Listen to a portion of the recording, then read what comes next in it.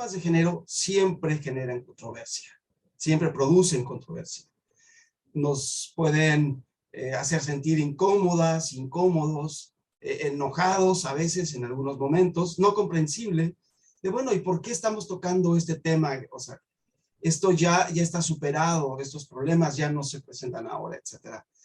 Yo les pido mucha paciencia, mucha capacidad de reflexión, una introspección, mucho autoanálisis, porque esto puede tener sus serias dificultades.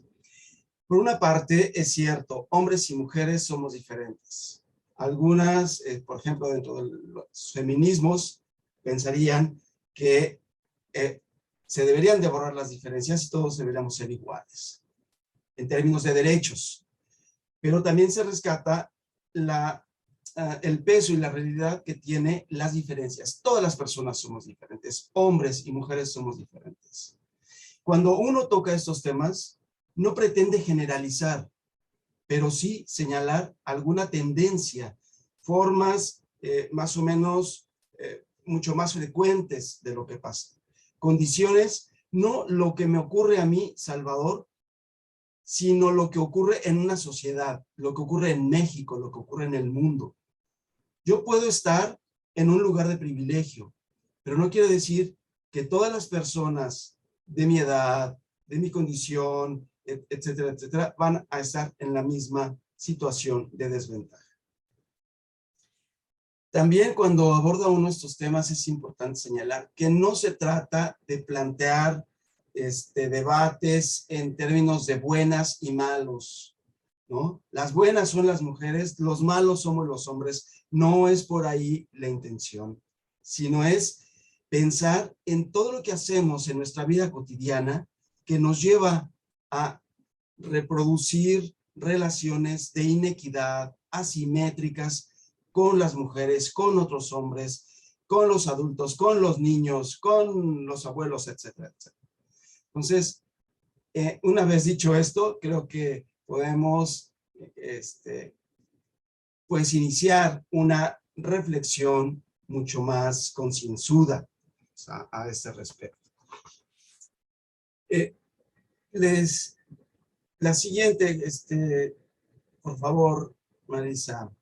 Bueno, también quisiera señalar que en toda la historia de la humanidad han existido diferentes problemáticas, formas en cómo se han asumido de parte de hombres y mujeres las diferentes realidades.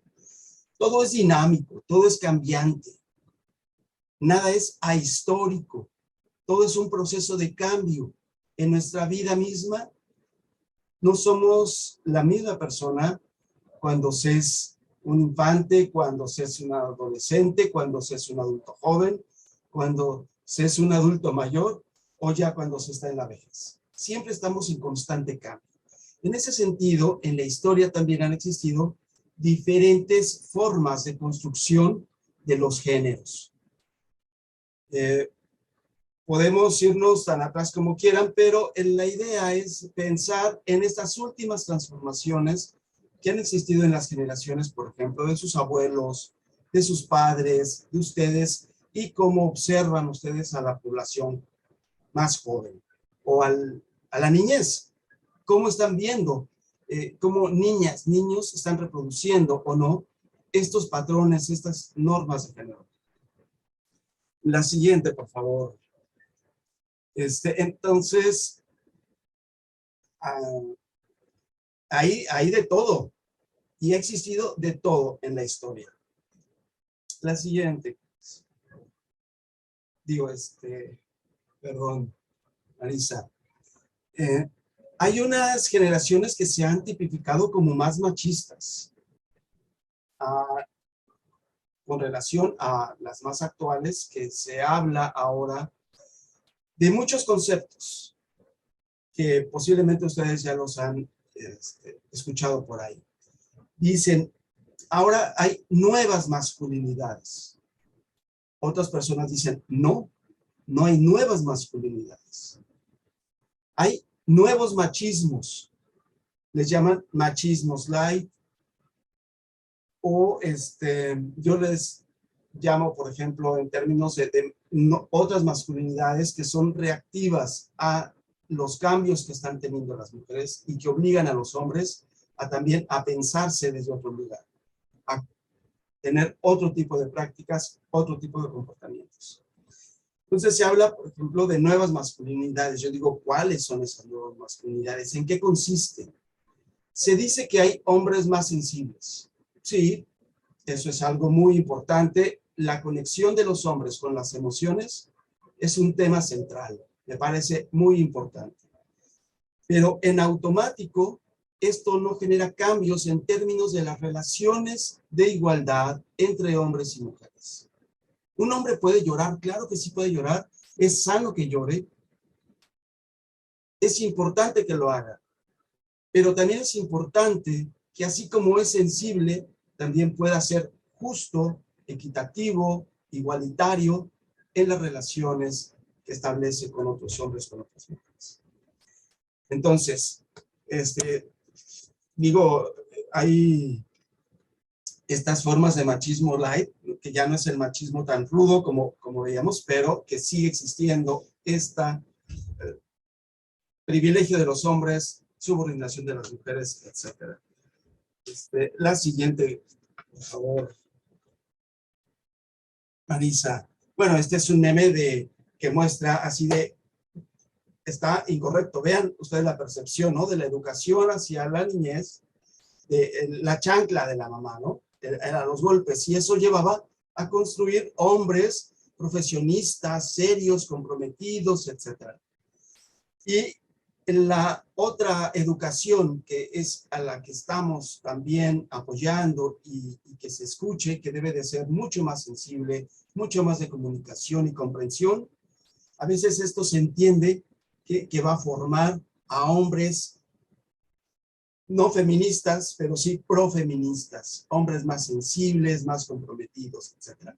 Hay que tener mucho cuidado con la educación que tenemos hacia niñas, niños, en donde por más que insistan algunas personas de que era mejor la mano dura o el manazo temprano antes de una mayor consecuencia, me parece que hay que pensar más sobre la comunicación, sobre la seguridad y apoyo, cariño que se les da a niñas, niños, sobre todo en edades muy tempranas. Entonces, bueno, miren, la cuestión, ustedes, por ejemplo, en su localidad, en donde se encuentren, pueden ver en la prensa diferentes noticias. Estas son, lo que ven ustedes en esta diapositiva, son algunos de los encabezados que aparecieron en la prensa con relación con relación a la violencia hacia las mujeres. Entonces, bueno, pues se golpea, o algunos hombres golpean a una mujer porque son infieles, porque son celosos, porque les piden dinero, porque no los dejan tomar, porque se salen de casa, si llegan tarde, porque las mujeres pueden decir cosas que hacen sentir humillado a los hombres, etcétera, etcétera. Estas formas de violencia, al igual que como su extremo, que es terrible, que es el feminicidio, y que es un problema que todavía tenemos muy presente, el feminicidio se ha incrementado en los últimos años y eso es alarmante. Es un problema social muy fuerte. Y la violencia hacia las mujeres, hacia niñas, hacia niños también se ha incrementado.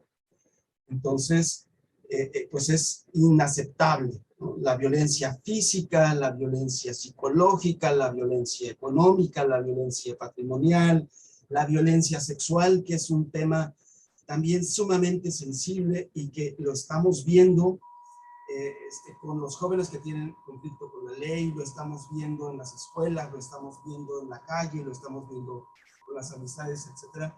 Es un tema central. Pero en este caso no vamos a hablar de esta violencia clara, explícita y sumamente dramática, sino la invitación es a reflexionar sobre esta otra violencia que es un poco más sutil, es casi imperceptible, en algunos casos no se ve, no se identifica como tal. Y esto es lo que llamamos los micromachismos. Marisa, por favor. En este sentido, bueno, pues voy a retomar la propuesta de quien yo leí ya hace bastantes años sobre este concepto de micromachismos. Y yo lo leí en principios del año 2000, ¿no? Y es de Luis Bonino, un psicoterapeuta de orientación psicoanalítica y director de un centro de estudios sobre masculinidad español. Y lo que voy a hablar se basa en dos textos de este terapeuta, es los micromachismos. Entonces, como ustedes ven, bueno, pues es un texto que ya tiene bastantes años, pero pensemos en su vigencia. ¿Y por qué utilizamos este concepto? ¿Qué tan útil nos es este concepto para poder identificar en lo que pasamos, en la casa, en la escuela, en el trabajo, en la calle, estas formas de relacionarnos entre hombres y mujeres, entre hombres y entre mujeres? Porque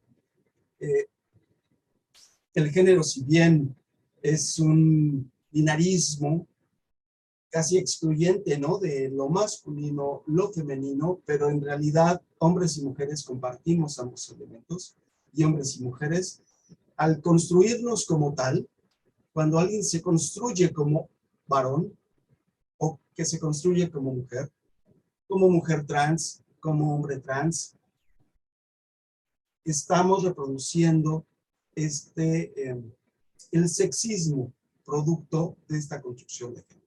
Bueno, ahora se habla de identidades y sexualidades fluidas, de no binarios, no binarias, de términos neutros. Es neutro, me parece que es una opción muy buena ahora para la gente más joven. Está utilizando estas formas identitarias, ¿no?, de adscripción, y que son, no son binarias y tratan pues establecer otro tipo de relación en esta sociedad. Pero bueno, vamos a hablar en este caso de los micromachismos de Luis Bonino.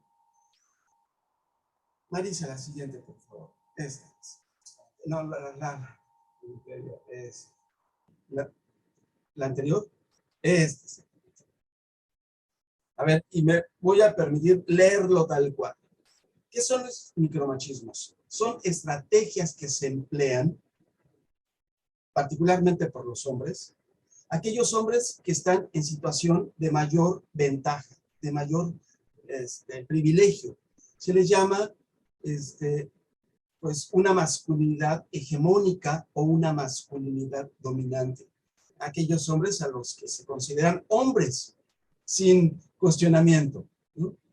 Esos hombres que en determinado momento pueden ponerse el traje de patriarcas y ejercer sus privilegios, hacer efectivos esas ventajas que tienen de la posición que les da la sociedad. Entonces, son estrategias que emplean ciertos hombres y que tratan, pues, de no hacerlos cambiar, tratan de que las mujeres las acepten para poder continuar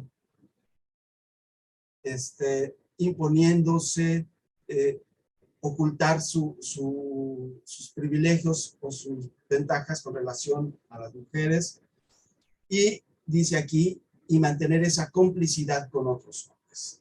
El tema de la complicidad ha sido un tema muy, muy importante para mantener el dominio de esta hegemonía masculina, de esta forma hegemónica de ser hombre, que ha sido bastante dañina para todos, y que incluye a aquellos hombres que, si bien no tienen ese reconocimiento, esa validez de ser estos hombres a cabalidad, sí son cómplices de los privilegios que tienen ese grupo de hombres que están más en el poder.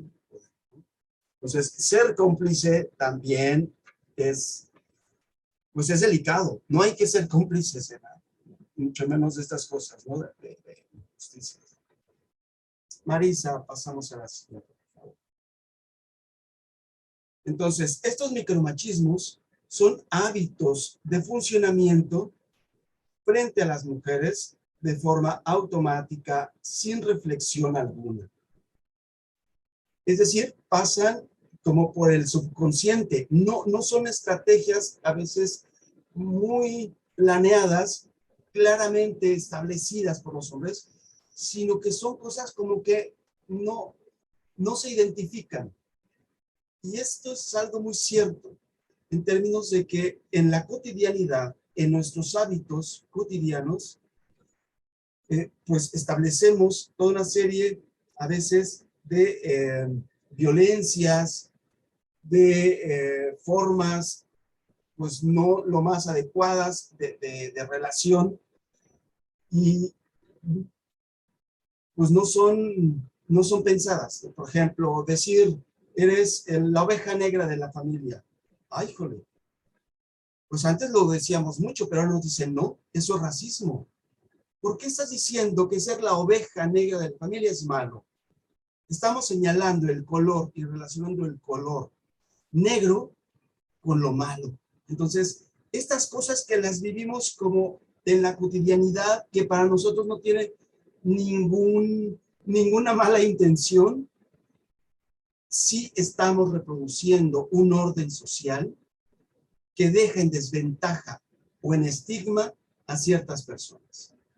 Entonces, estamos en la época de que debemos de ser mucho más reflexivos acerca de estas formas de cómo nombramos, cómo señalamos, cómo establecemos esta cercanía o distancia con las personas que son diferentes.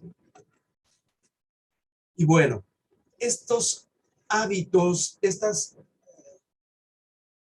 costumbres que tenemos, ya lo voy a señalar por ahí, de lo que ustedes también señalaron, ¿no? Estas creencias, estos pensamientos, estas formas de ser, se basan en lo que Luis Bonino, si pasamos a la siguiente, por favor, ¿sí?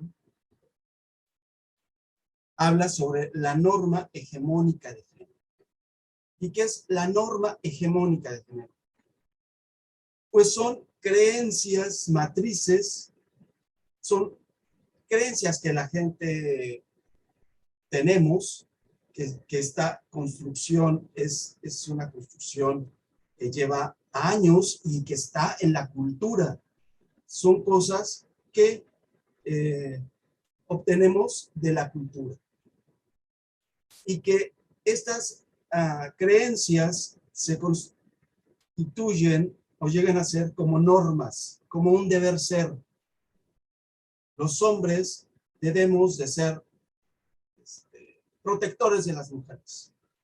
Si vamos por la calle y vemos que una mujer es asaltada, es violentada, entonces si es hombre, hay cierta cuestión de decir es que tengo que ayudarle a esta mujer, a esta persona, a este niño, etc. O las mujeres, si se enferma el hijo, pues quizás son las primeras en que van a buscar la medicina y van a hacerle un té o van a procurarle algún servicio para que se sienta mejor. Como decir, ser mujer es que tiene que, o es más sensible, o tiene que atender estas cosas de apoyo al cuidado de las personas. Entonces, hay que pensar estas creencias que se dan por verdaderas, pero ¿de dónde tienen su origen? ¿Cuál es el origen de estas creencias? ¿Por qué hicimos costumbre, no sé, en los años 60 posiblemente, era costumbre en algunas localidades, lo sabrán, en el sur, en el centro del país, en el norte, en algunas ciudades, donde el hombre tenía el derecho de golpear a su esposa. Incluso las suegras golpeaban a sus nueras. Y esto era la costumbre. Sin embargo, hay que cuestionar esas costumbres en términos de la propuesta de una sociedad más justa, sin violencia, equitativa, igualitaria, etcétera. Entonces, no es porque sea una costumbre lo que es lo que vamos a seguir haciendo, sino pensar la cultura, qué es lo que nos ha dicho sobre, a ver, qué significa ser adolescente y a ver pues, si me convence y por qué es ser adolescente de esta manera, tengo que seguirlo o no. ¿Qué es lo que me dice la cultura del ser mujer? Si la cultura me dice del ser mujer que debo de ser sumisa, pues creo que debemos de cambiar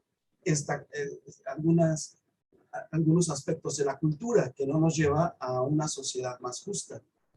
¿O qué es lo que nos dice la cultura sobre el significado de ser hombre? Que en su sentido más esencialista está la virilidad. El ser hombre es que debe de ser viril. ¿Y qué significa la virilidad? En la cultura tiene, la cultura cambia, también se transforma. ¿Sí? Hay procesos socioculturales que van haciendo cambios importantes, pero es importante pensar que también la cultura es la base de la violencia. La violencia cultural, la violencia que hemos mamado en la televisión, con las películas, con las canciones, incluso las actuales. No voy a decir de la época de la música ranchera o de la época de oro del cine mexicano, etcétera. Incluso ahora, la violencia que vemos en la televisión, en la música, en diferentes prácticas culturales, ahí está la base de esto que se reproduce también como una norma. Eso de, es normal hacer esto. Esto es la respuesta que yo debo de hacer por ser hombre o por ser mujer. Entonces, bueno, habría que pensar justamente en estas cuestiones de ser mucho más reflexivos, críticos con relación a qué hay en la cultura que está generando violencia, dolor, sufrimiento, inequidad, etcétera, etcétera. Marisa, pasamos a la siguiente. Bueno, dentro de estos textos, este autor justamente dice, bueno, dentro de la norma hegemónica de género, de los mandatos que nos dice la sociedad, la masculinidad, ¿qué implicaría? Dice, no tener nada de mujer, no ser femenino, no ser, no ser frágil, no ser vulnerable, no ser emocional. Esto de no tener nada de mujer, obviamente nos remite a lo que ustedes ya saben que es una misoginia. Es rechazar y tener por negativo todo aquello que vincule con el ser mujer. Y la misoginia está muy, muy cercana y también es un pilar importante de la homofobia. Entonces, no tener nada de mujer porque tener vinculado o tener relacionado de mi persona algo con lo femenino, entonces me relaciona con la homosexualidad, con ser gay, con ser homosexual en general. Entonces, bueno, a ver, ser importante. Eso nos decía Luis Bonino en 1997, ser importante. Y yo cuando escucho a jóvenes de barrio que dicen, no, pues es que yo no soy nadie. No fui a la escuela y no soy nadie. O, pues mi primo trabaja en la maquila. Es un donadie. ¿qué es ser un donadie? ¿Qué existe aquí en este mandato social que nos plantea toda una serie de retos y dificultades para las personas, sobre todo en estos tiempos de crisis económica, de crisis laboral, etcétera? ¿Cómo nosotros podemos pensar de manera diferente cuando estamos ya en este mundo y que estamos en una sociedad determinada? ¿Qué es eso de ser importante? ¿Qué es tan malo no ser importante? Etcétera. Porque eso de no ser nadie no es cierto, ¿verdad? Somos alguien siempre. Estamos en una familia, en una sociedad, en una comunidad, en donde tenemos una identidad, en donde tenemos un nombre, etcétera. Somos alguien. Pero, ¿qué sentido tiene cuando dice no soy nadie o es un donadie? Bueno, ser un hombre duro. Aquí de ser un hombre duro lo vincula más Bonino con la cuestión del control emocional. Nunca mostrar vulnerabilidad, siempre estar a la altura de toda circunstancia, ¿no? De mantener esa racionalidad, poder tener un comportamiento mucho más asertivo. Mandar a todos al demonio, suena chistoso esto, pero en realidad es como de defenderse, saber defenderse. Poder defenderse de todo, física, verbalmente, etcétera, ¿no? Respetar la jerarquía, claro, porque estamos acostumbrados a una sociedad que, pues el que está en la cabeza, ¿no? La autoridad es la que se le debe todo respeto y obediencia. Y así nos educaron en la iglesia, en la escuela. Y creo que una cosa es el respeto que se debe de seguir manteniendo, pero de manera horizontal. Y la autoridad y el poder, en la medida de lo posible, que sea lo más horizontal y no lo vertical. Ahora los niños, niñas que cuestionan a los padres, ¿y por qué me mandas a hacer esto si tú no lo haces? O dime por qué debo de quedarme en la casa, ¿no? Y antes, pues era así como que imposible y los padres no sabían ni qué responder. Siempre decía, porque soy tu madre, por eso, y vámonos, ¿no?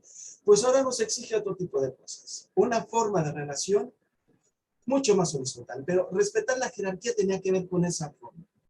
Con eso que hemos aprendido a relacionarnos con la autoridad, con el poder, con los jefes, con los que están arriba, los sacerdotes, el maestro, los padres, el médico, toda figura de autoridad. El respeto debe de existir, pero no debe de haber un abuso de poder de quienes están en posiciones de mayor. Entonces, bueno, este otro de ser sensible, empático, igualitario, ya Luis Bonino lo decía desde hace veintitantos años, casi 30 años. Es la exigencia ahora del ser hombre. Un ser sensible, un hombre sensible, un hombre empático, un hombre igualitario. Pero al igual esto se convierte en un mandato. Y más que por mandato, debemos de hacerlo por ética, por conciencia y por responsabilidad, ¿no? De establecer relaciones, pues ya, lo que la perspectiva de género nos ha señalado. Marisa, si nos vamos a la siguiente. Entonces, bueno, estos mandatos, estas normas de género, pues tiene un costo y genera malestar. También genera, pues tiene sus repercusiones y a veces no de la mejor manera. Entonces, bueno, aquí Luis Bonino decía sobrevaloración del par éxito-fracaso. Es decir, aquí hay una obsesión por el desempeño. El malestar es cuando alguien, por ejemplo, en el caso de los hombres, la masculinidad, la competencia entre hombres es algo muy presente y que se sabe manejar muy bien. Pero hay a veces una obsesión justamente por el desempeño. La disciplina y se equipara a veces lo que ¿no? Estas formas de desempeñarse laboralmente, ¿no? Es como, dicen algunos, es como un deporte de alto rendimiento, tienes que competir, tienes que ser muy disciplinado, y está bien ser disciplinado, y está bien, pues, llevar a cabo, ¿no? De manera exitosa nuestros proyectos, pero cuando hay una sobrepreocupación de esto, que obviamente llega a causar enfermedad mental, llega a tener las personas o los hombres paros cardíacos, etcétera, ¿no? Diversas enfermedades, porque no se aguanta, a veces no se puede con la presión, con el estrés de la competencia, de que debes de triunfar, etcétera. Bueno, sentimientos de autosuficiencia con restricción emocional. Pues, es decir, aquí, negar, ¿no? No me pasa nada, esto, pues, no tiene, me siento bien, el golpe que recibí, pues, ni me duele, o la pérdida de tal cosa, pues, ni la siento, o ya la superé, etcétera. Sentimiento de autosuficiencia, pues, queremos ser siempre omnipotentes, omnipresentes, etcétera, y no se puede. Entonces, hay que tener en claro que uno tiene limitaciones y hay que saber reconocer esas limitaciones y hay que poder afrontar las situaciones de mejor manera que negar y después acabar en el hospital o acabar en el CEMEFO o acabar en, no sé, en una situación mucho más desfavorable. Entonces, siempre reconocer eso. Sobrevaloración del cuerpo máquina muscular. Bueno, esto en la masculinidad tradicional, ¿no? De tú toma, acábate una botella de tequila y vas a ver, ¿no? Pues como es bien macho, pues sí, se acaba hasta 2 botellas de tequila y al día siguiente se levanta y como si nada, etcétera. En lugar de hacer 2 horas de gimnasio, hace 5 y toma medicamentos, complementos alimenticios porque quiere tener un super músculo, etcétera. El cuerpo tiene también su propio ritmo, tiene su propia lógica. Alterarlo es una situación de riesgo para la salud, etcétera. Entonces, tener en cuenta que el cuerpo no es una máquina.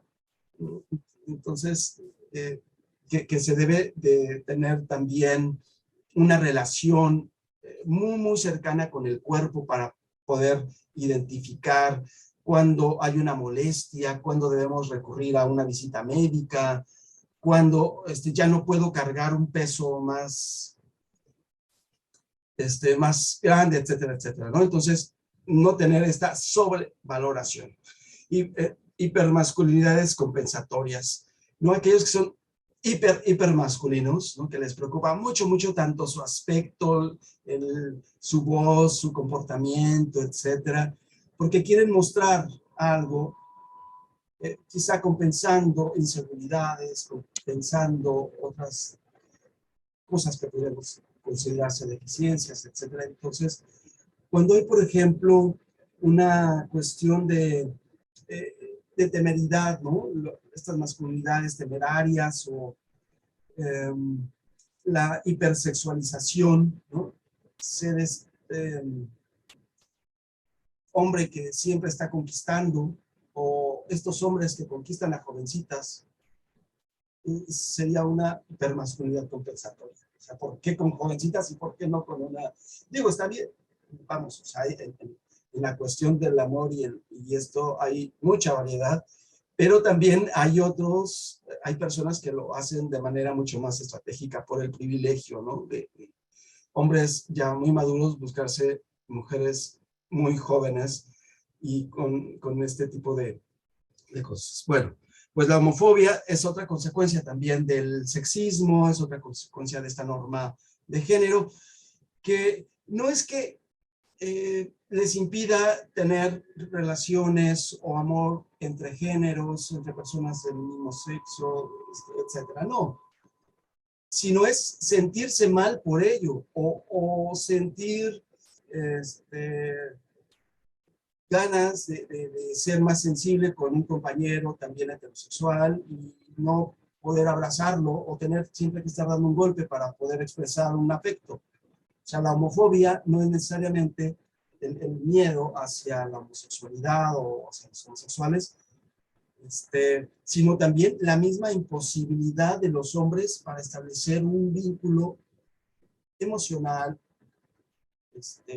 afectivo, mucho más abierto, mucho más claro. Y es una lástima, sobre todo con los padres y los hijos, ¿no? Varones. O sea, que hay ya un distanciamiento de, no, ya no te beso porque, pues no vaya a ser que te vayas por otro lado, ¿no? Entonces, esta homofobia, de verdad que es un malestar que está bien presente, que es bien vigente y que poca gente le toma, le presta atención, pero me parece que hay que pensar mucho en ello. Bueno, vamos a, estos son, digamos, los conceptos del micromachismo, de estas formas sutiles de ver este ejercicio de poder asimétrico, este privilegio masculino con relación a las mujeres, etc. Vamos ahora a ver algunos bueno, más bien resultados muy generales y muy rápidos de lo que ustedes hicieron favor de contestar en ese cuestionario de frases incompletas, lo cual les agradezco mucho. De verdad no sé, no tengo el dato de cuántos hombres y cuántas mujeres lo contestaron. Por algunas preguntas, algunas respuestas se puede deducir, más o menos, pero no tengo el dato. Pero sí me dio mucho gusto, por ejemplo, ver que mandaron más al norte, porque hubo mucha gente del norte que contestó, del centro del país contestaron también, hubo menos participación del occidente y del sur de México también contestaron, así que muy interesante. Creo que hubo más o menos ahí como similitud, digamos, hubo claridad, más bien hubo como ah, cosas similares, ¿no? En esto. Así que, pues bueno, muchas gracias. Y una disculpa por aquellos que les fue muy incómodo contestar. Hubo ahí quien dijo, pues, ¿por qué preguntan esto? O sea, ¿qué es esto que está preguntando?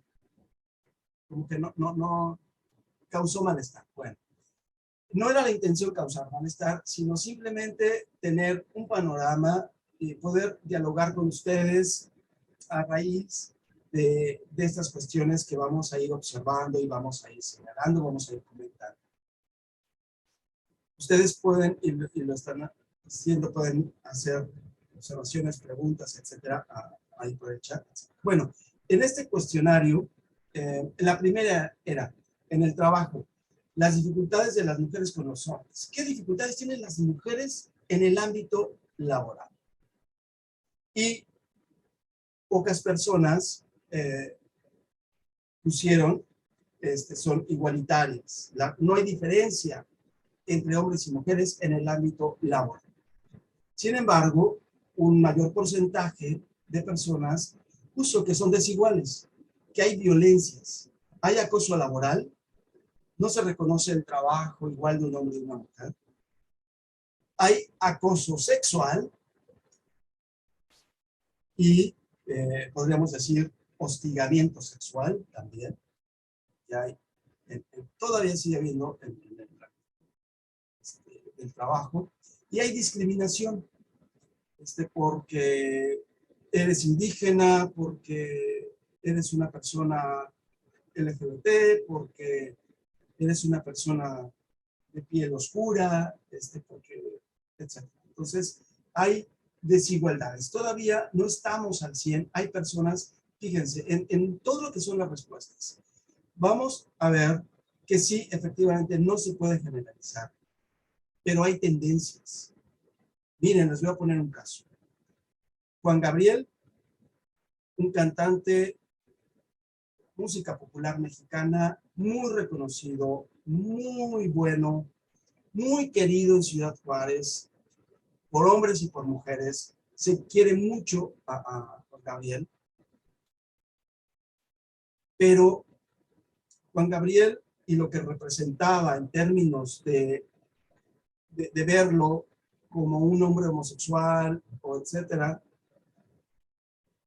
no quita la homofobia que existe en México ni que existe en Chihuahua.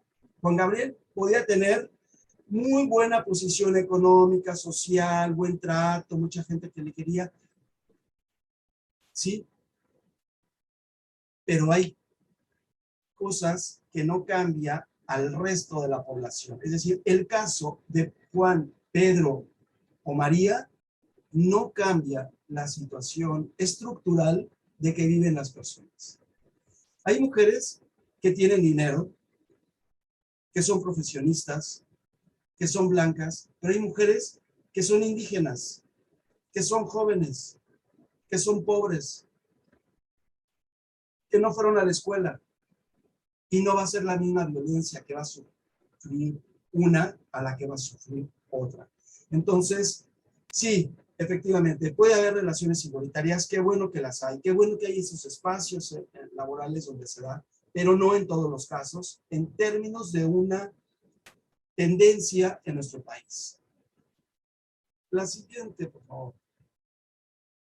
El problema de fondo entre hombres y mujeres, aquí, miren, ustedes vean, en estas creencias, en estas ideas, en estos pensamientos que tenemos sobre la cultura. El problema es que las mujeres no quieren superarse. Las mujeres son buenas para las cuestiones administrativas, pero quizá no para otras. Las mujeres también violentan a los hombres. Son débiles, son sumisas, son menos profesionales. Dicen, todos los hombres son malos y todos los hombres son malos, ¿no? Son problemáticas y conflictivas. Esto fue, digamos, son algunas de las ideas que todavía prevalecen. De los aspectos positivos, las mujeres pueden más que los hombres o pueden igual que los hombres. Las mujeres quieren la igualdad. Se sienten igual que un hombre. Qué bueno. O sea, las mujeres, qué bueno por estas mujeres que se sienten igual. Todavía no todas, pero en el camino estamos, ¿no? Quieren ser independientes. Este asunto es muy importante. Entonces, sigue existiendo, prevaleciendo ciertas creencias en relación a las mujeres pues, que no ayudan a ver esas cuestiones de mayor igualdad. Marisa, por favor, la siguiente. Lo más difícil de cambiar de los hombres, ¿qué es? Bueno, pues es su forma de pensar, es los valores, es estas normas hegemónicas del género. Eso es micromachismo, ¿no? Dicen por aquí, son infieles por naturaleza, son violentos. A ver, estereotipo, creencia, biología, la cuestión de las hormonas, que sí hay todo un saber científico y todo un saber desde la biología, que claro, habla de este cuerpo, que es una materia, ¿no? Pero también que esto tiene una interpretación en la cultura. Entonces, dentro de las formas, digamos, de la biología, lo que podría ser es la agresividad, la agresión es una respuesta natural, biológica, pero la violencia es otra cosa. La violencia es hacer daño casi con conciencia y con un objetivo, que es diferente a la agresión. Entonces, bueno, orgullo, el ego, son mentirosos. Esta cuestión de alexitimia, los hombres no sienten, no pueden sentir, les da miedo llorar, les da miedo decir que se espantan de los ratones, se desmayan con la sangre, etcétera. O sea, los hombres no expresan sus emociones. Esto también es cierto. Aquí hay algo muy importante. Lo más difícil de los hombres es que los manden estos, ¿sí? Verdaderamente es complicado. Los hombres no están acostumbrados a que los manden. Bueno, si es un hombre, sí, porque respetan las jerarquías, pero si es una mujer, aquí la cosa se pone más difícil, ¿no? Entonces, ¿qué es lo más difícil para que un hombre deje estas normas hegemónicas de género? El que no sienta el temor de sentirse débil, de sentirse vulnerable. Me parece que habría que pensar mucho en ello. La siguiente, por favor.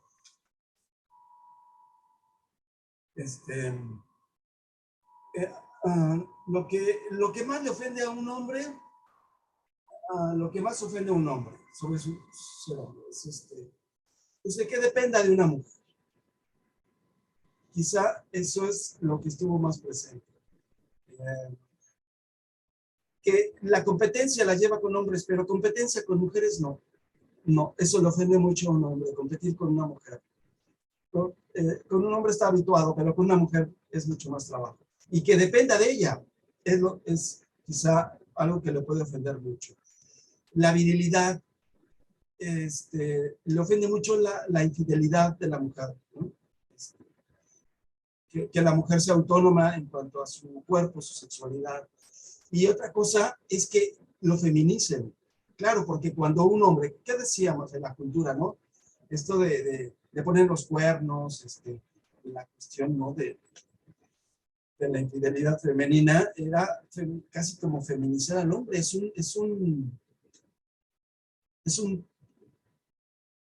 Bueno, pues ustedes se acordarán mejor de cómo se definía, ¿no? Al hombre que le ponían cuernos, etc.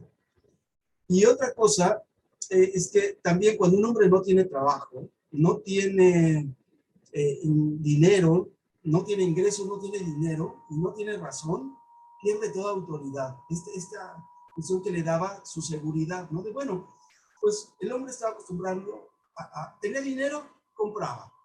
El hombre compraba amor y compraba sexo.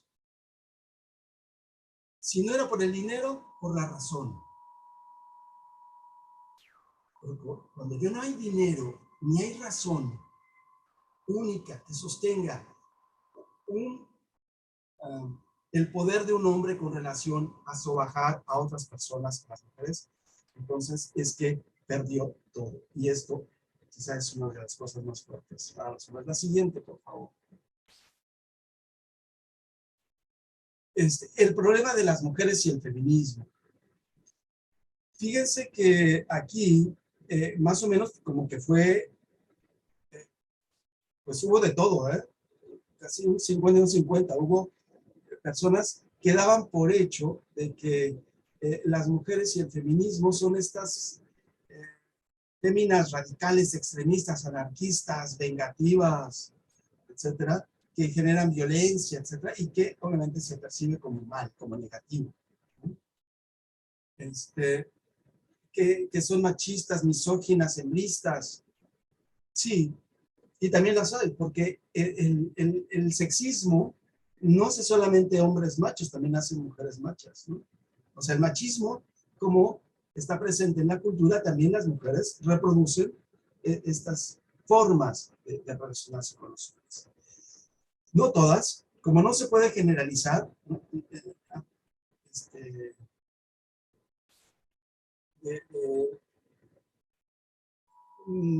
No se puede generalizar de los hombres malos y las mujeres buenas y los hombres solamente son machistas, no, pero también no todos los hombres son machistas ni todas las mujeres son hembristas ni nada. Bueno, aquí que decían, esto sí me preocupó un poco. El problema de las mujeres y el feminismo es que no respetan límites, quieren ser superiores, creen que no necesitan a los hombres. Y me parece que aquí esto es todavía una mala interpretación de lo que es el género, porque el género y lo que la propuesta feminista hace del género, y las mujeres feministas lo que llevan no es a querer revancha ni nada, sino esto es la interpretación que hacen algunas personas de eso, del género y del feminismo.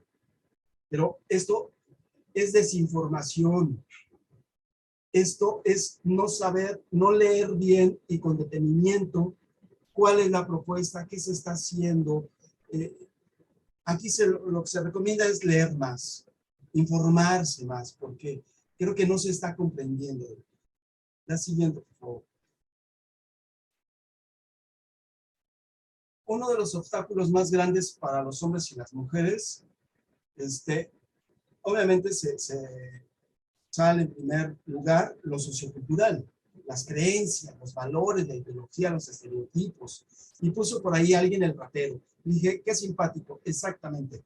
Porque el rapero es esto, ¿no? O sea, ¿qué absorbemos de la música, de esta música que estamos escuchando actualmente? ¿Qué absorbemos de las series de televisión? ¿Qué absorbemos con tanto programa que hace una apología de la violencia? ¿Qué está cambiando en este sentido? ¿Qué cosas permanecen? La cuestión, las bases socioculturales me parecen muy importantes. Entonces, hay que echarle un vistazo y ser más críticos con lo que escuchamos, con lo que consumimos de la cultura. ¿Qué productos culturales consumimos? ¿Y qué productos nos ayudan a vivir mejor y qué productos de plano pues, no son nada favorables? Bueno, por ahí está otro aspecto interpersonal. Lo que más dificulta a hombres y mujeres es el respeto. No hay respeto, tal parece, ¿no? Empatía, falta de comunicación, falta de acuerdos o respetar los acuerdos, etc. El ego masculino, y por ahí también puso alguien la propia mujer.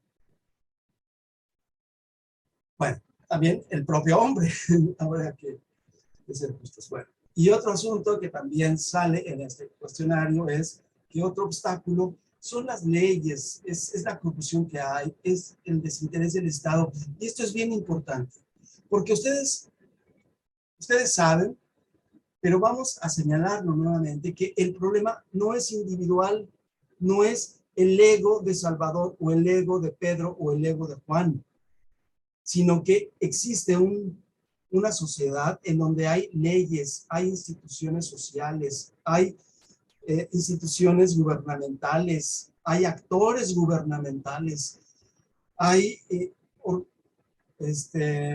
muchos otros actores y actoras en la sociedad que también dificultan el avance.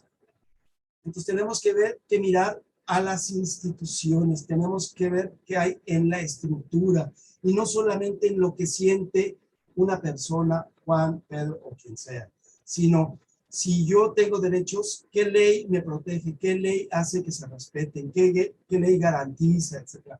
Eso es muy importante. No todos los obstáculos es por una cuestión personal, individual, de una situación específica.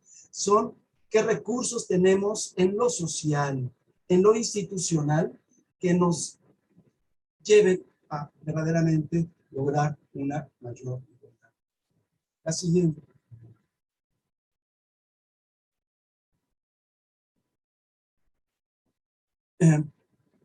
Esta sí, créanme que me quedé en shock. He de ser franco, porque a pesar de que pues llevamos ya varios años, varias décadas trabajando la cuestión de la igualdad y la concienciación, la sensibilización, etcétera.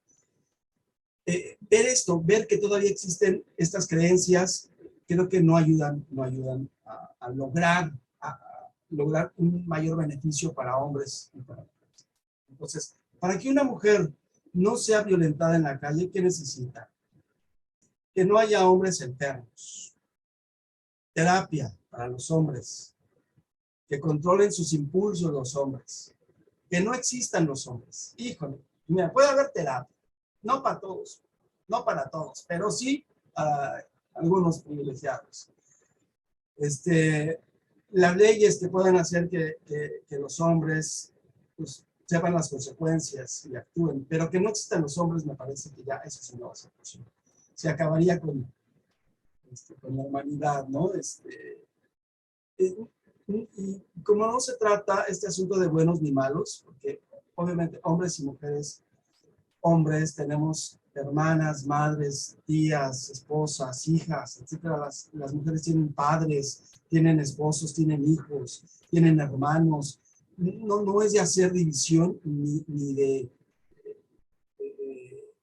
tachar de malo a alguien, porque el problema no son los hombres, el problema es el sistema de género que hace que ciertos hombres abusen del poder.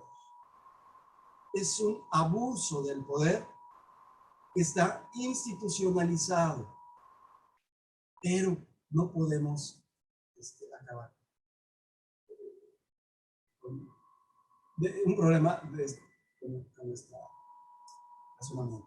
Bueno, que haya más seguridad, más vigilancia, más policías, que el Estado tome responsabilidad, me parece muy bien. Creo que, no sé si más policías falta, creo que necesitaríamos una policía por cada persona, ¿no? Pero esto de más libre portación de armas, me parece que es una cuestión pues delicada, porque creo que el portar armas y el generar daño a otras personas tampoco nos soluciona. No podemos acabar un problema social tan fuerte de tantos años asesinando o amenazando a alguien con una pistola. Lo que sí podemos cambiar, y aquí, a ver, pensemos esto, que las mujeres no salgan solas, que las mujeres no salgan de noche, que las mujeres deben de salir acompañadas, particularmente por un hombre, que las mujeres no tomen, que las mujeres no se droguen, que las mujeres no se vistan vulgar, que se vista desaliñada, que se vista fodonga, por ahí decían, que sepa las consecuencias de si sale a la calle, etcétera, independientemente de cómo se vista, por más o que tome las precauciones más extremas, me parece que tendríamos que seguir cuestionándonos, tendríamos que seguir pensando qué es esto pues, de limitar la libre movilidad de una persona por su género. Y más de cómo debe de ir vestida o qué debe de hacer o no en la calle. Todo el mundo debería de ir por la calle sin ninguna preocupación. La siguiente, por favor.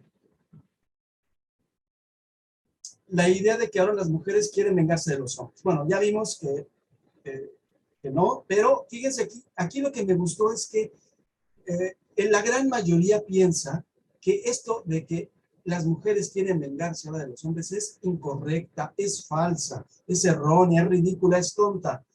Hasta opción es estúpida. Perfecto, es estúpida esta idea. Las mujeres no quieren vengarse de los hombres. No sé el caso específico de una situación de Juanita X, pero lo que quiere y esta propuesta es a pensar en la igualdad, la equidad, la justicia. Bueno, me parece que justicia para sí mismas, que las mujeres sí puede, sí, si el hombre puede, las mujeres también, y que las mujeres ahora no se ven. Me parece muy bien. Pasamos a la siguiente, por favor. A ver, creer que celar a la pareja es una muestra de amor. Un mínimo porcentaje puso que es cierto y que es bueno, ¿no? Porque es parte del ser humano, es algo normal, a veces está bien, malo cuando se pasan los límites, es una muestra de protección. Bueno, habría que tener sus cuidados en esto, ¿eh? La verdad no soy quien para decir que esto es erróneo, pero creo que habría también que mirar otros aspectos de este amor romántico. Otro grupo de personas puso que es cierto, pero que lo califica como negativo. Es mostrar la desconfianza del hombre de sí mismo, es inseguridad, le falta atención, es tóxico, no es un hombre tóxico, es un hombre posesivo, es un hombre enfermo, es incorrecto, es inmaduro que cele un hombre a su pareja. Pero la respuesta que más me gustó es esta, que celar a la pareja es una muestra de amor, es falso. Es una creencia antigua, eso no es amor, eso es ignorancia, eso es una tontería, es una idiotez, es una estupidez, ¿no? Eso es violencia, efectivamente. No vamos a entrar a cuestiones de psicología o de psicoanálisis para decir qué nivel o qué representa esto en un vínculo amoroso, el sentir cierto posesión, que estén presentes los celos. No lo sé, no lo vamos a discutir ahorita. Pero lo que sí me parece que también es positivo es pensar esta forma de amor romántico donde si te celo es que te quiero. Si no te celo, entonces es que no te quiero. Quizá no es correcto pensarlo del todo. Y, a ver, pensemos a esta expresión como una forma de violencia. Violencia psicológica. Pasamos a la siguiente, por favor. Está bien que las mujeres quieran igualdad, pero el límite que deben de respetar un menor porcentaje puso, sí hay límite. El límite es el libertinaje, los valores y principios, la dignidad, el amor propio, que somos y tenemos diferentes capacidades. Otro grupo de personas puso, sí, está bien que haya límites. El límite es el respeto a los otros, el respeto a los géneros. El límite es la no violencia.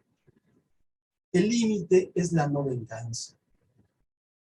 Pero también debo de reconocer que me gustó mucho este grupo, que dice, no hay límites. Para la igualdad, el límite es la ley. Y la ley marca comportamientos que son castigados si se emplea la violencia, etc. Para la igualdad no debe de haber límites. Y esto es algo muy apreciado, ¿no? Que la gente pueda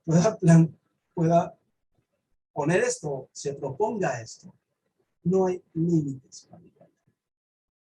El respeto, la ley, es nuestro,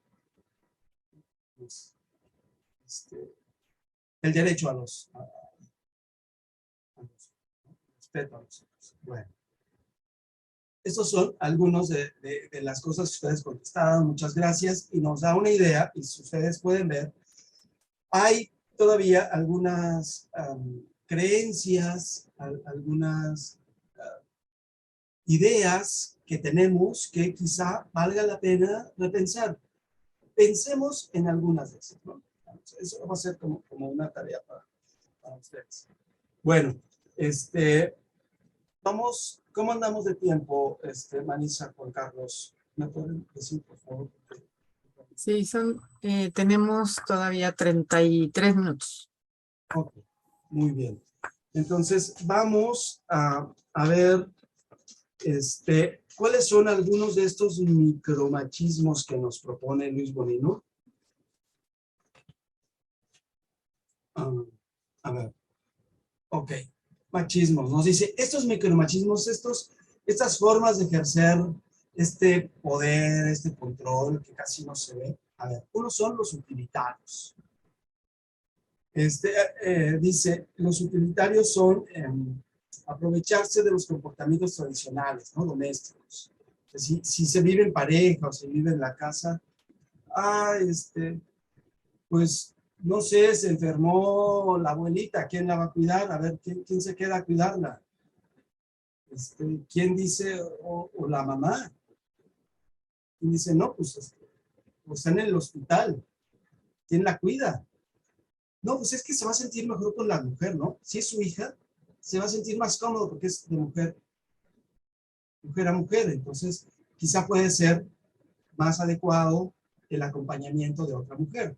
Bueno, es una cuestión utilitaria, pero ¿qué tan cómodos somos al ya señalar de esta manera las cosas? Bueno, es que la verdad las mujeres pues como que son más buenas para planchar, o sea, y les queda la ropa, la lavan súper bien. Entonces, es mejor que lave, ¿no? Nos dividimos, a ver, mira, yo hago esto, tú dedícate o tú desempeña esta función, que te queda mejor. son micromachismos que utilizamos en la cotidianidad, pero que en algunos casos, no en todos, pero en algunos casos, es mantener la comodidad y el lugar de menor molestia para el hombre, aprovechándose de las mujeres, ¿no? O puede ser a la inversa también. Acuérdense, el machismo es una cuestión que cruza a nuestra sociedad de hombres y mujeres. Entonces, ¿quién aprovecha qué situaciones? ¿Cómo lo aprovechan ciertas mujeres o cómo lo aprovechan ciertos hombres? Estos micromachismos.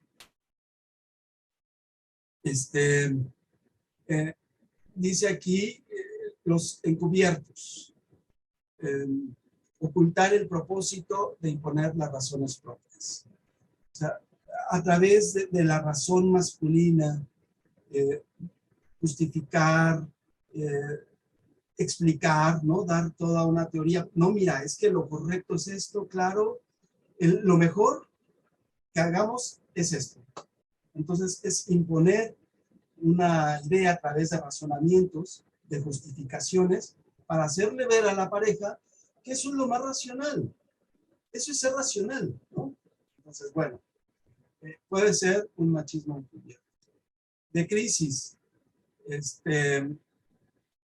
forzar ante posibilidad de cambio o desistir de crisis. De crisis puede presentarse cuando hay dificultades en la relación de pareja. Por ejemplo, bueno, debo de señalar que Luis Bonino piensa estos micromachismos más en términos del vínculo en pareja. Entonces, quizá esto lo van a encontrar más. Pero también podemos nosotros pensar estas formas en que se encubre el poder, etcétera, con otras relaciones, con las amistades, por ejemplo,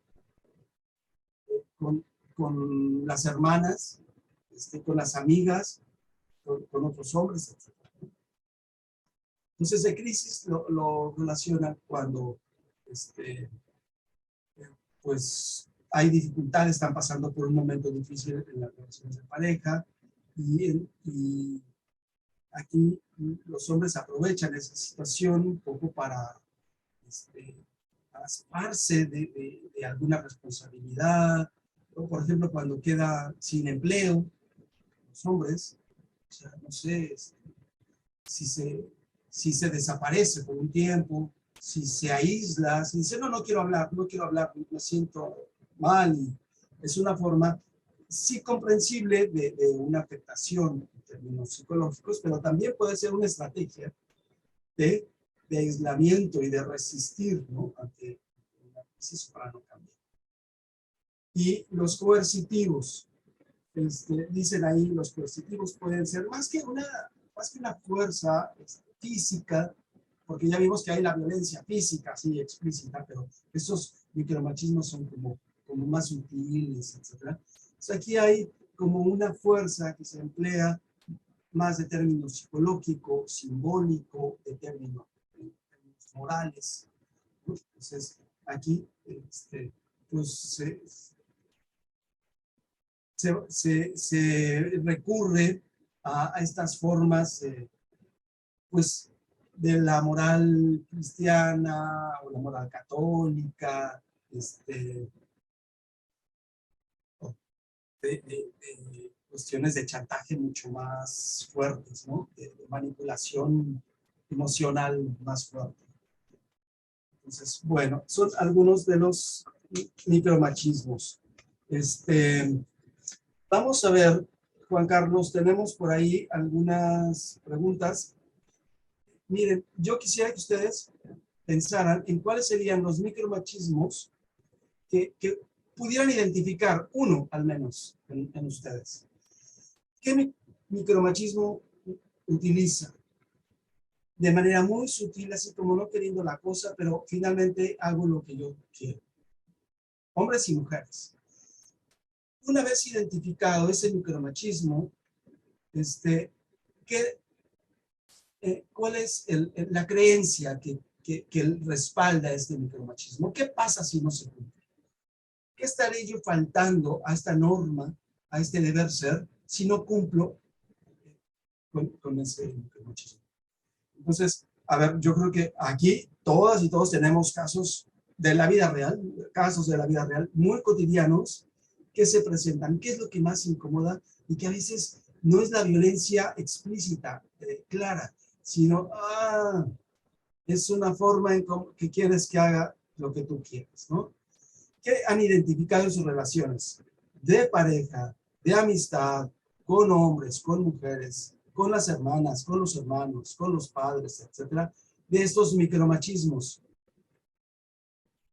Entonces, a ver, Vamos a compartir la primera pregunta para que nos ayuden a responder desde sus pantallas, por favor.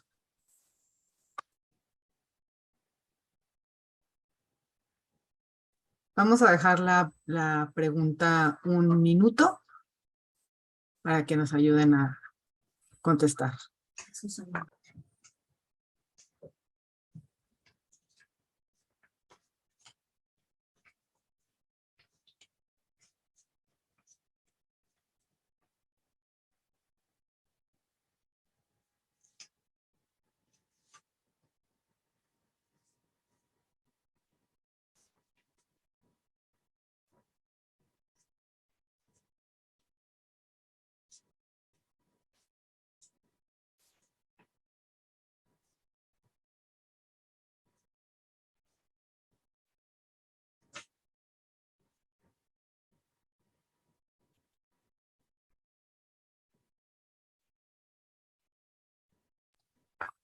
Vamos a detener la votación para compartir el resultado de sus respuestas.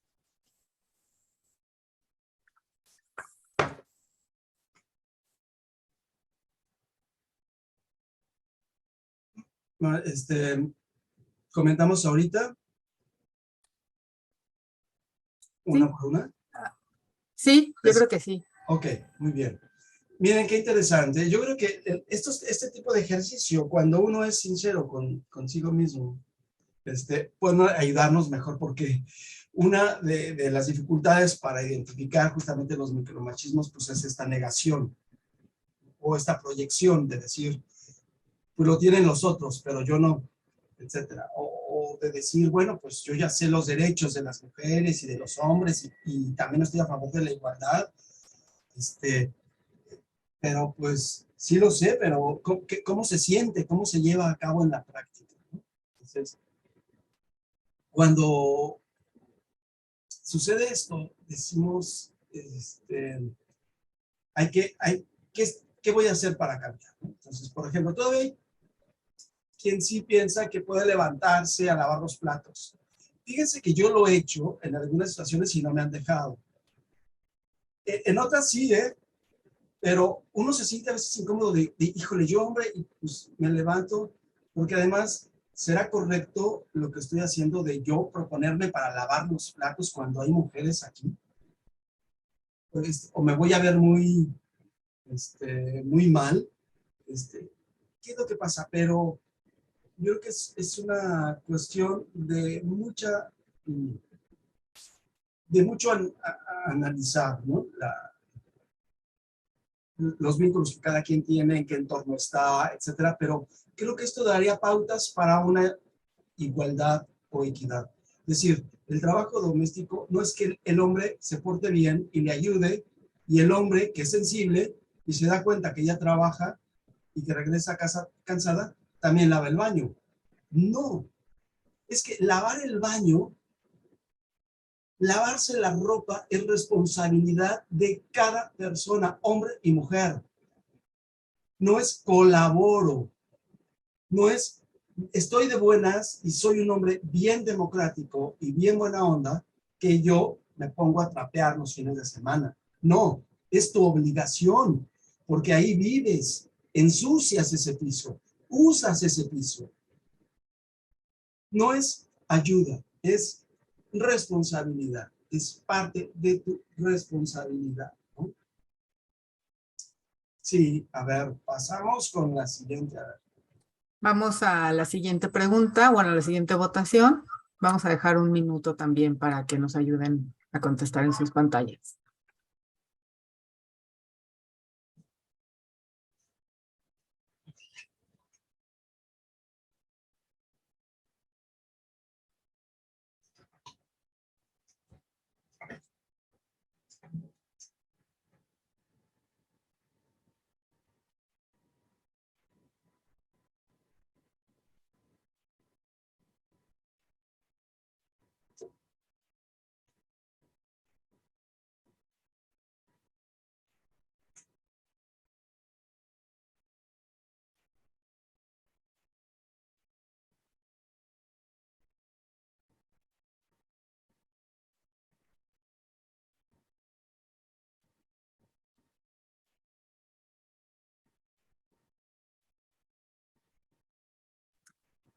Listo.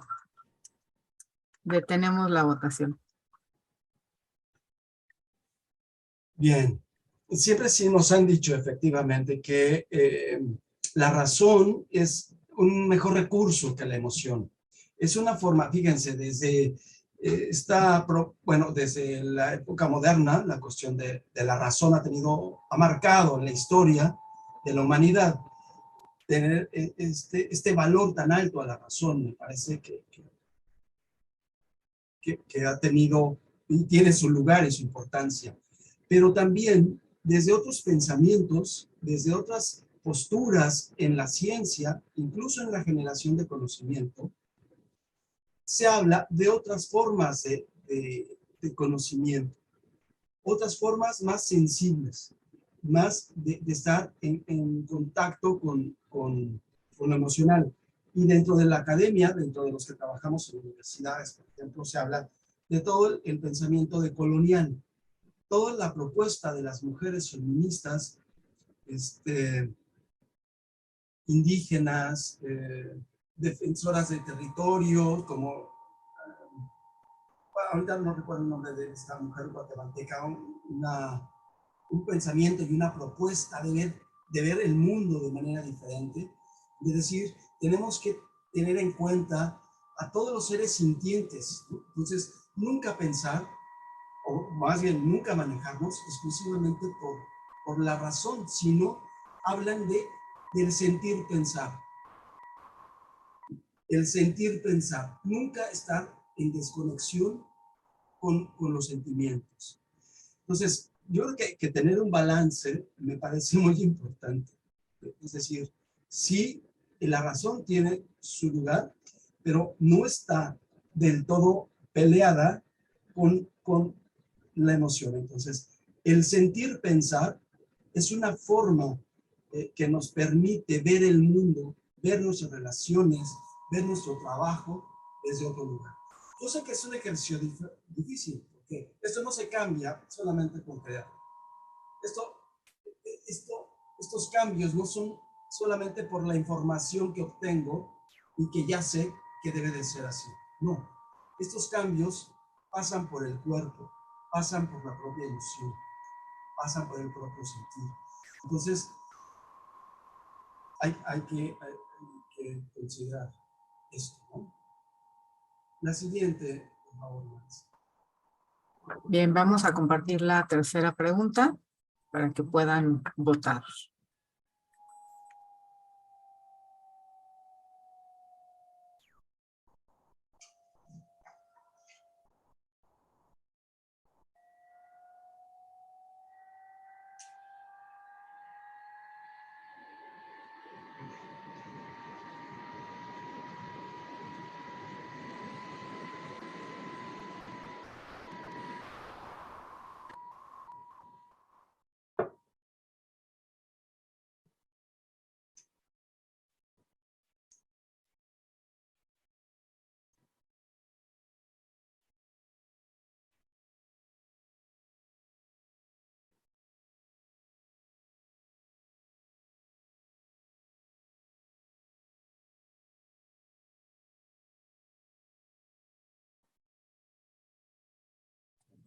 Listo, detenemos la votación.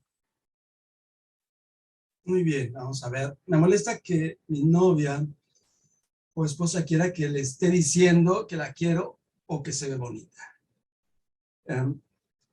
Miren, bueno, la mayoría, claro, no está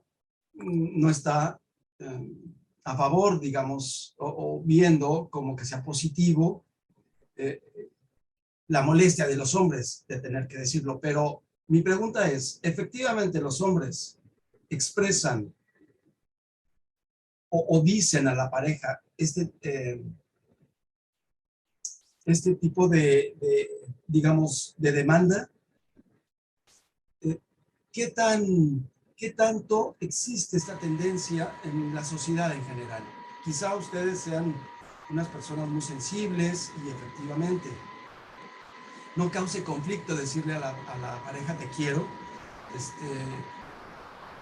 eres muy especial, no sé.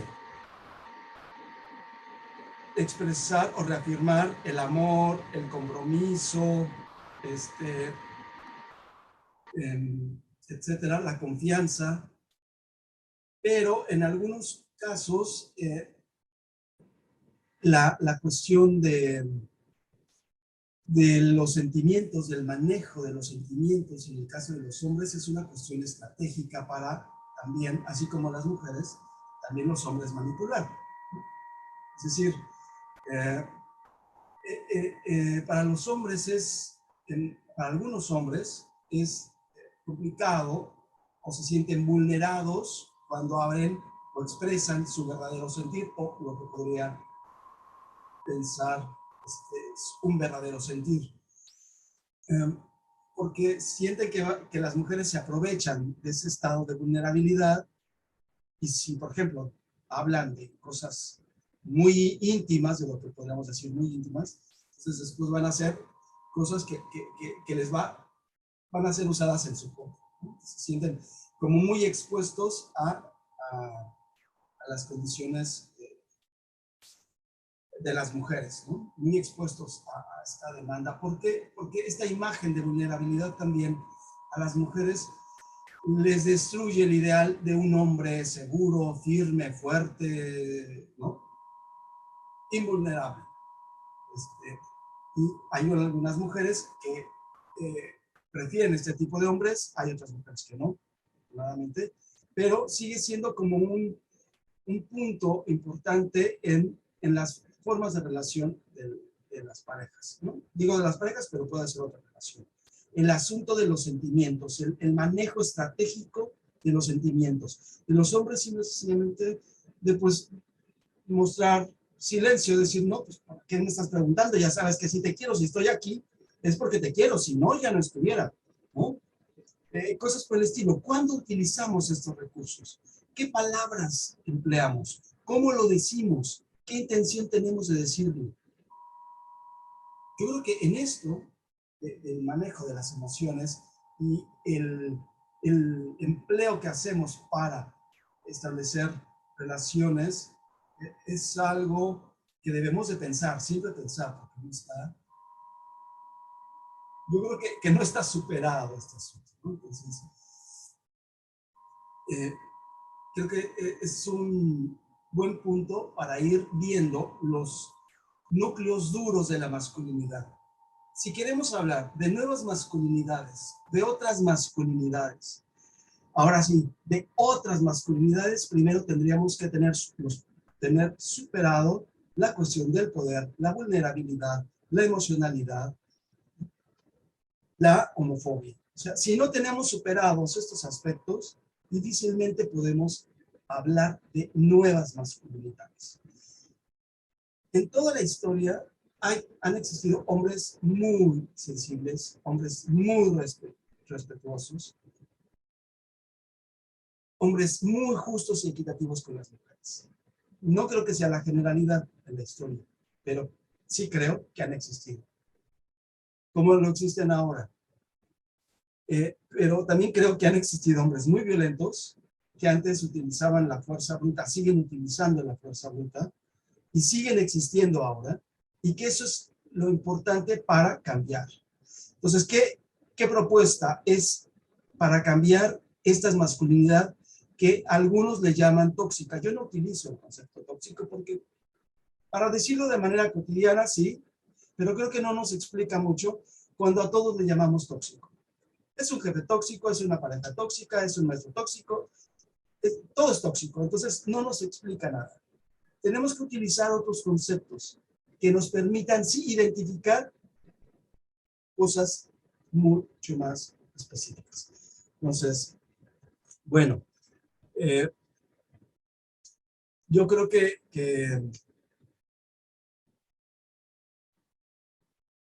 tenemos que ir construyendo estas otras nuevas masculinidades, ¿no?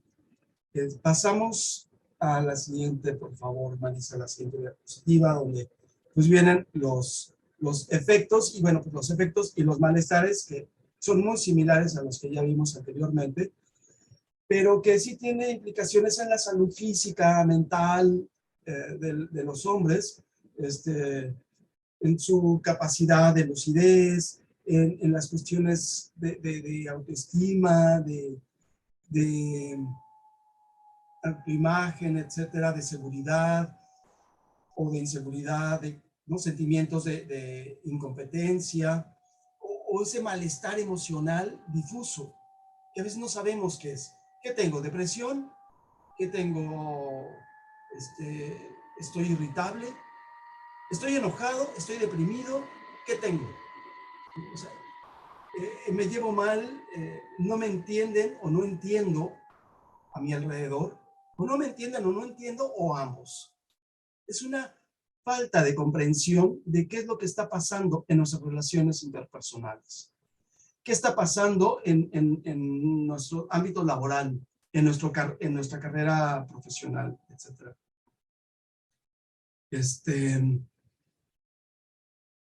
Entonces, para no tener más personas en hospitales o consultas psiquiátricas, para no tener más camas ocupadas en hospitales o cuerpos, muertes, etcétera, pues tenemos que ver formas más sanas para ello. No sé si hay otra, Marisa. ¿Qué hacemos entonces? ¿Qué vamos a hacer ahora? Bueno, yo creo que esto lo escuché de un colombiano, de un hombre colombiano que trabaja en temas de masculinidad. Disculpen, ahorita no tengo su dato, pero que él habla, ¿qué vamos a hacer con todas estas cuestiones de las nuevas formas en que se están dando las relaciones entre hombres y mujeres? Y está el tema del poder. ¿Qué vamos a hacer con el poder? En todas las relaciones hay ejercicios de poder. A veces más asimétricas, menos asimétricas.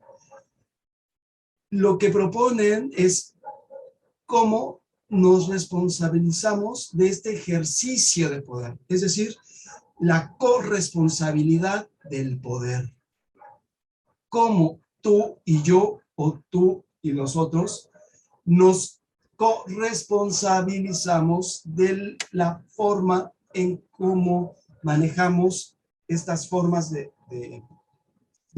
dominación o de control, o de quién tiene la razón, quién no tiene la razón, etcétera, etcétera.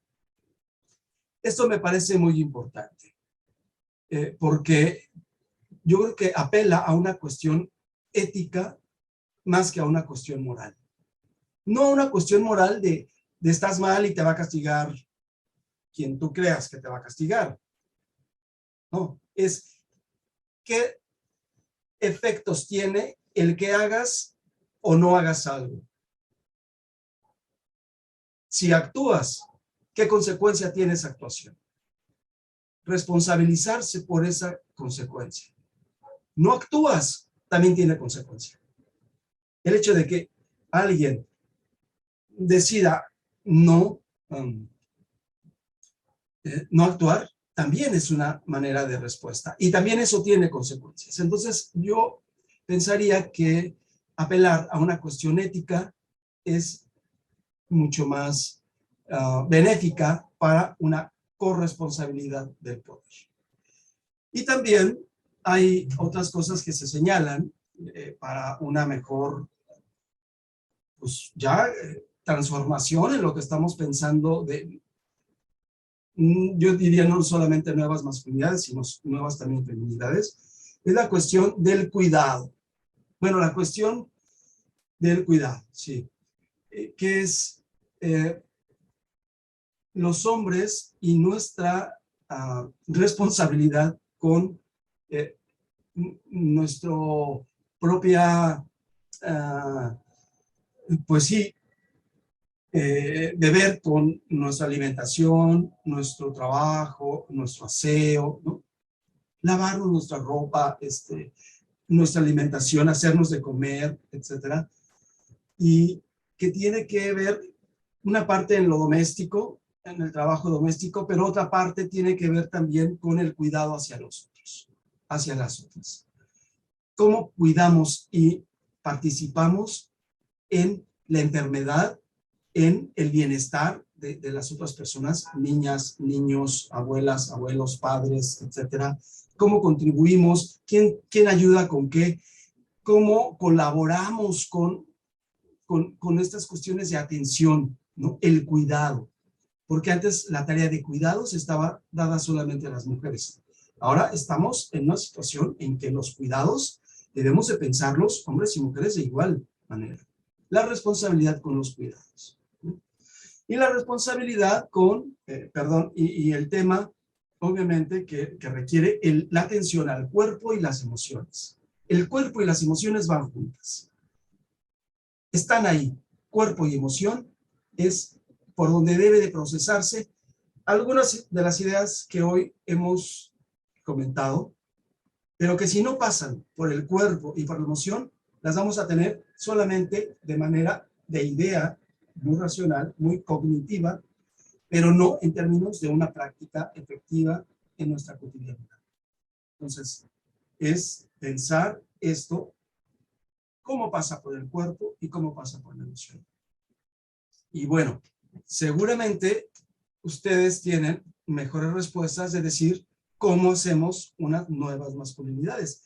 Efectivamente, ¿cómo hacemos unas nuevas masculinidades? La palabra la tienen ustedes. Ahora se las dejo a hombres y mujeres que están ahí del otro lado, que digan, a ver, que nos escriban, que digan cómo, qué tenemos que hacer para esta corresponsabilidad del poder para cambiar efectivamente, no en discurso, no en palabra, sino en acción, estos mandatos de género. Escucho sus opiniones, sus preguntas, sus cuestionamientos, sus observaciones y sus reclamos. Asumo también los reclamos y las quejas que puedan tener sobre estos temas que ya son, al parecer, muy trillados y ya muy rebasados, pero cuando rascamos un poquito quizá nos falta trabajar un poco más. Muchas gracias, doctor. Pues pasamos entonces a la sección de comentarios y preguntas. Y quiero leerle uno de los comentarios. Vamos a omitir los nombres de las personas que dan su comentario o su pregunta, pues por cuestiones de confidencialidad. Dice, excelente conferencia, se abren panoramas para poder entender los micromachismos que son muy sutiles y que fomentan las violencias en general. Es importante reflexionar sobre lo que tanto las mujeres como los hombres seguimos haciendo normal, basado en el respeto y la reflexión para trabajar conjuntamente en conciencia. Muchas gracias. Es el comentario. También quiero resumir un comentario porque creo que ahí sí nos merece su opinión, doctor. Hay muchos comentarios de diferentes personas que repetidamente comentan que la única responsabilidad de criar machistas o machos son las mujeres. Que todo esto podría solucionarse que si las mujeres educan a hijos machistas. El cambio del machismo y la violencia hacia las mujeres la puede cambiar una mujer mamá a través de la educación. Entonces creo que, obvio yo tengo mis propias opiniones, pero no es el momento. A mí me gustaría escucharlo. Escuchar qué comentario tiene al respecto de estas ideas que nos plasman. Sí, esta es una idea muy, muy recurrente, que efectivamente ya tiene varias décadas que se sigue repitiendo. Y yo me acuerdo en los años 60, Santiago Ramírez tenía un libro que se llamaba La psicología del mexicano. Y en esa psicología del mexicano decía, bueno, que la cultura, por ejemplo, se mostraba en la música, ¿no? La música mexicana, el sufrimiento del hombre, pero que se iba, que abandonaba, ¿no? Abandonaba a la pareja, abandonaba a los hijos.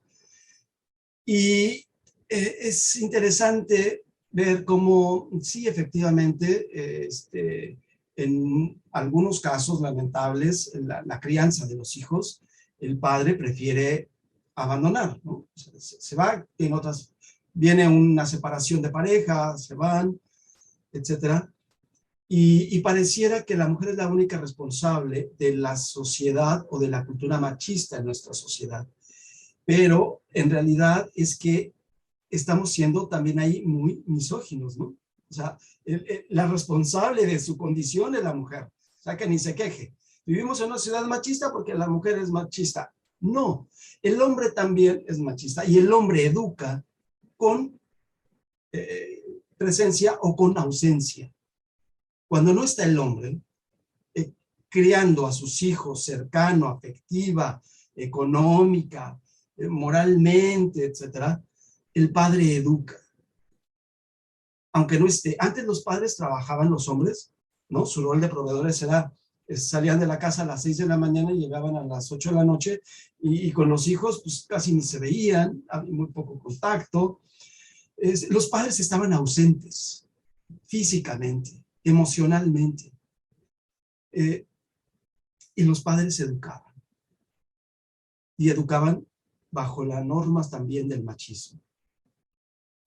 Creo que la responsabilidad que no se asume de los hombres es parte de esta, pues, de esta mirada muy parcial que tenemos y muy dicotómica, ¿no? Seguimos siendo muy dicotómicos. Entonces creo que en la sociedad educamos todos y la participación de los hombres es muy importante. Se educa, aunque sea con ausencia, muy mala educación con ausencia, porque la enseñanza que está dejando hacia los hijos es de una, pues yo creo que malestar para los hijos, no sienten no la presencia física, ni emocional, ni moral de los padres, resienten que no estén los padres. Y por eso la paternidad ha cambiado en los últimos años, por eso los hombres ahora cada vez se involucran más con los hijos. Pero también, bueno, pues hay que siempre ser muy cuidadoso en el trato cuando se está o ya no se está conviviendo en el mismo espacio, pero somos igual de responsables, ¿no? Muchas gracias, doctor, por su comentario. Voy a leer algunas preguntas. Tenemos muchísimas. Entonces, ¿por qué la aparición de los micromachismos? De cómo surge esto del concepto de micromachismos, ¿no? Están interesados en saber más sobre esto. El concepto surge porque se adopta dentro de las políticas. Fíjense que en México, en el mundo, los derechos de las mujeres ha obligado a los gobiernos a implementar medidas, ¿no? Muy importantes para trabajar en las instituciones gubernamentales, en la sociedad en general, en las políticas sociales, en la política pública, etcétera. Entonces, una manera es que nos meten por todos los medios, ¿no? La cuestión de igualdad, porque así está estipulado en las leyes. ¿Y qué pasa? Que nosotros aprendemos a apropiarnos de este discurso políticamente correcto. Entonces, pues claro, es que se ve mal que un hombre sea machista. O sea, no podemos. Entonces, se adopta un lenguaje políticamente correcto o en algunos casos, yo creo que en la mayoría de los casos, estos cambios de las mujeres ha propiciado una reacción mucho más lenta y mucho más complicada para algunos hombres, mucho más difícil de asimilar. ¿Qué dicen algunos hombres? Yo no tengo la culpa, o sea, de nuestros problemas, sí sé que tengo la culpa, pero ¿qué quieres? Así me educaron. ¿Qué quieres? Así es mi padre. ¿Qué quieres? Así me lo dice mi madre, ¿no? Entonces, cuando hay tanta vigilancia y estamos escuchando diferentes discursos y la ley también nos obliga a actuar de determinada manera, pues tratamos de adaptarnos y cambiar nuestras estrategias. Ahí es cuando se habla de la crisis de la masculinidad, porque los hombres ya no podían no estaban preparados para estos cambios que la ley nos iba a imponer, que la sociedad o la nueva política normativa a nivel global iba a imponer. Entonces vino lo que se llamó una crisis de la masculinidad, una crisis de la subjetividad masculina. Pero ¿qué es lo que ha pasado? que entonces estos mecanismos de defensa, vamos desde la psicología, desde lo que ustedes quieran, pero se vienen a implementar estas formas, estas microagresiones. En nuestra sociedad ahorita es muy mal visto que una persona diga cosas homofóbicas. Está muy mal visto porque además recibe el llamado, la queja de la otra persona que dice, me estás ofendiendo. Entonces, ¿qué pasa? Que se crean unos microagresiones. Hay un concepto de microagresiones también homofóbicas, ¿no? Cuando dicen, yo no tengo problema con hombres o con mujeres, yo no tengo que las mujeres tengan igualdad, yo no tengo problemas con que ahora hay gays y lesbianas, incluso yo tengo amigos gays. Eso es una microagresión, ¿no? Las hombres transexuales son tan buenas personas, eso puede ser una microagresión. No son mejores ni peores personas, son personas. Somos personas tan complejas como todos y tenemos todos que tener el respeto y la apertura.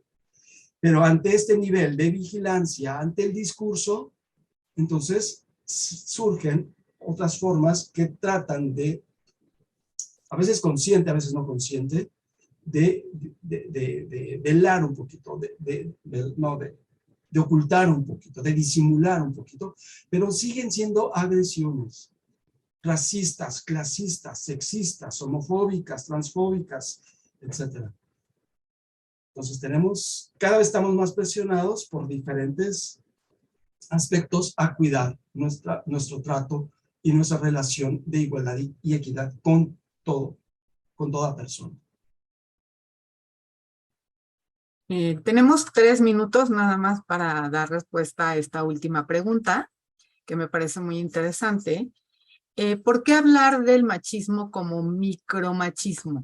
La pregunta es, ¿no estaremos minimizando el tema? Sí. Bueno, la cuestión de desigualdad de género, la cuestión de la asimetría de poder es una cuestión estructural.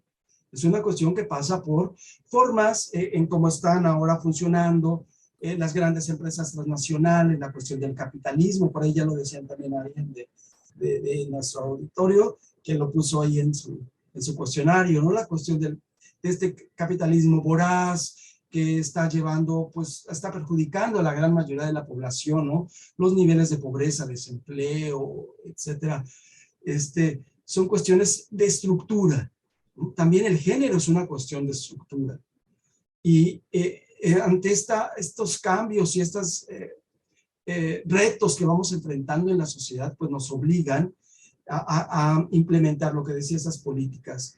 El machismo en términos, si se entiende machismo como dominación masculina o como patriarcado, se habla de una cuestión de estructura.